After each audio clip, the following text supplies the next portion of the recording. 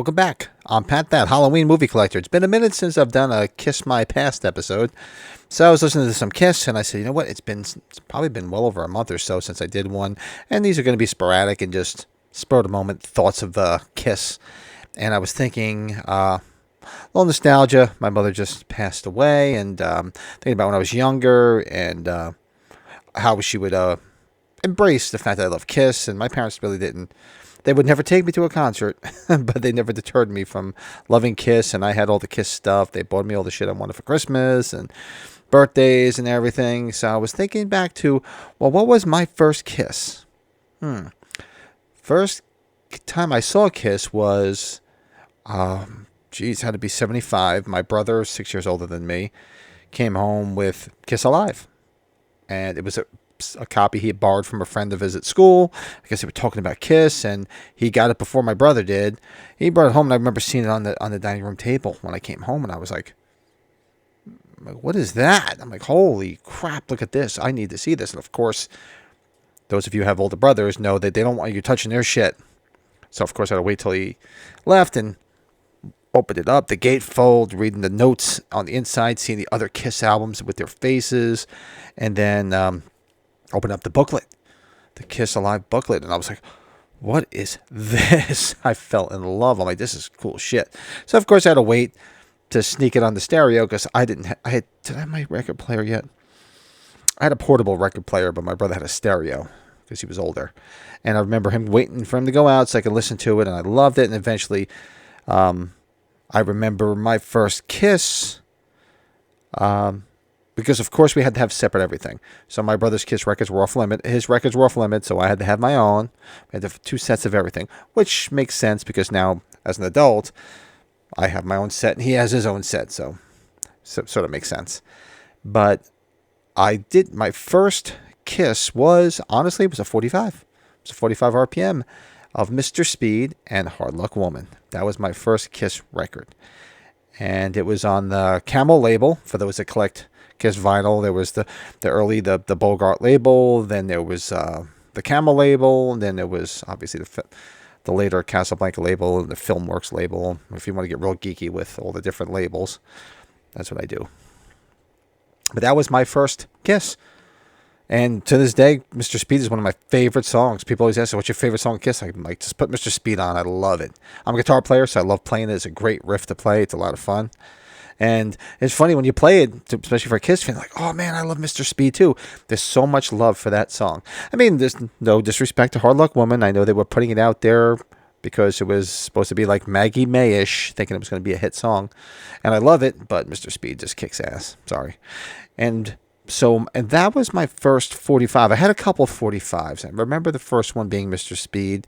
And I know we got Calling Dr. Love, because it was all because Rock and Roll Over had come out. And then I remember my grandmother getting my first LP was Love Gun when it came out. For those of you who live in the Northern New Jersey area, when Garden State Plaza was an outdoor mall, the Sam Goody that was there. I remember my grandmother taking me, my short little Italian grandmother, taking me to buy me Love Gun. So that was my first Kiss LP. But do me a favor, let me know, what was your first Kiss? Could be the first time you heard a Kiss song, the first 45, first 8-track. Why not? I didn't get it. Truth be told, I think I got Kiss 8-tracks later. I remember getting them more when they were starting to get discounted.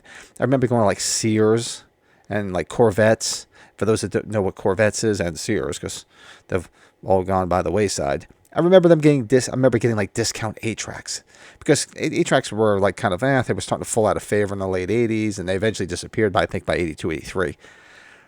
But you can get them real cheap. So I remember getting like Alice Cooper 8-tracks, and of course Kiss, like the soul albums ones where they couldn't give them away fast enough because nobody wanted them. And I had Sabbath 8-tracks, Zeppelin 8-tracks. So, but I'm trying to think, if I think it was probably later when they started getting discounted, because I didn't have an 8-track player. I remember I used to use my father's. He had one of those external ones you plugged into your stereo system. My brother, like I said, had his all-encompassing, but I wasn't allowed to touch it, so I didn't mess around with it.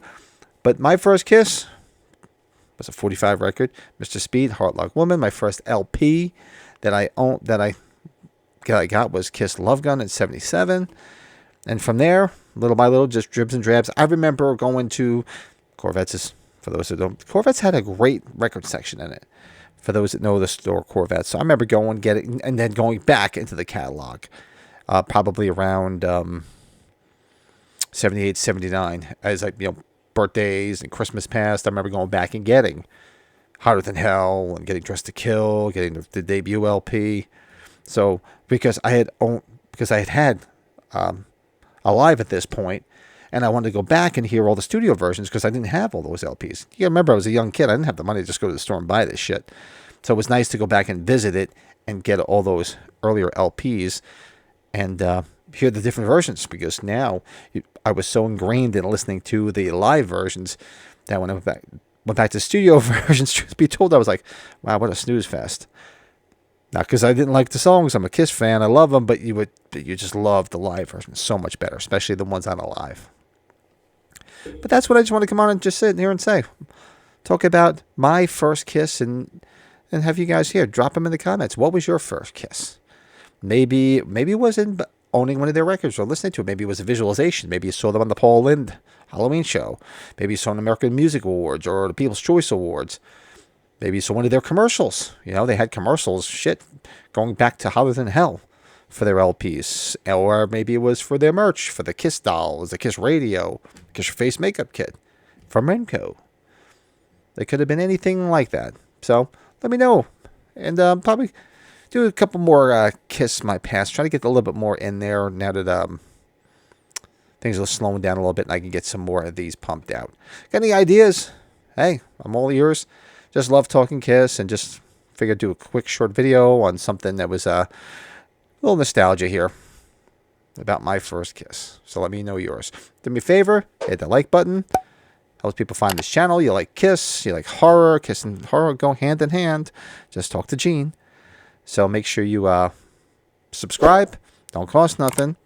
And there's be some more Kiss stuff on here. There's a lot of music stuff. I'm doing a lot of my 10 favorite albums from all these different years, starting in the 70s. And make sure you tune in because I'm up to 1974, and we know what comes in 1974, the Kiss debut. Let's see where it lands on my list. So keep your eyes out for that.